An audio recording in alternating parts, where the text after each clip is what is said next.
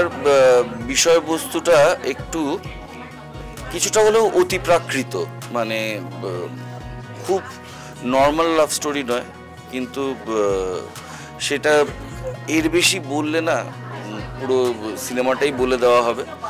কিন্তু অভিসার কথাটার অর্থ যেমন মিলন, মানে রাধা কৃষ্ণর অভিসার, এই এই এই শব্দ থেকে অভিসার এসেছে এবং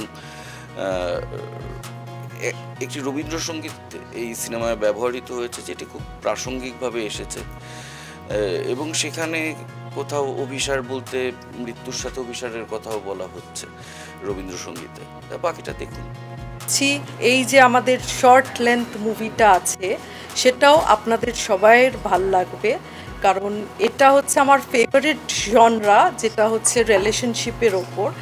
আর this film articulates the eternity of love and longing. যে ক্যারেক্টারটা আমি প্লে করেছি বা আমরা দুজন, সেটা হচ্ছে তারা স্বেচ্ছায় বিয়েটা করে না, কারণ তারা মনে করে যে বিয়ে করলেই সেই ভালোবাসাটা থাকবে না। তো তার জন্যই তাদের এটা ছিল, কালেকটিভ ডিসিশন ছিল বিয়ে না করার।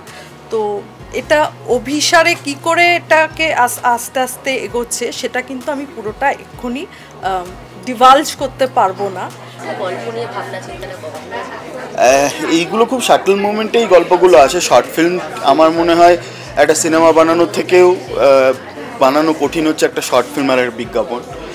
তো এই গল্পটা প্রথম আমার মাথায় আসে আমারই পরিচিত এক কাপলকে দেখে, যারা আজও বিয়ে না করে দুজনের সঙ্গে বন্ধুত্ব রিলেশনশিপটা এগিয়ে নিয়ে গেছে এবং সেটা কলেজ লাইফ থেকে।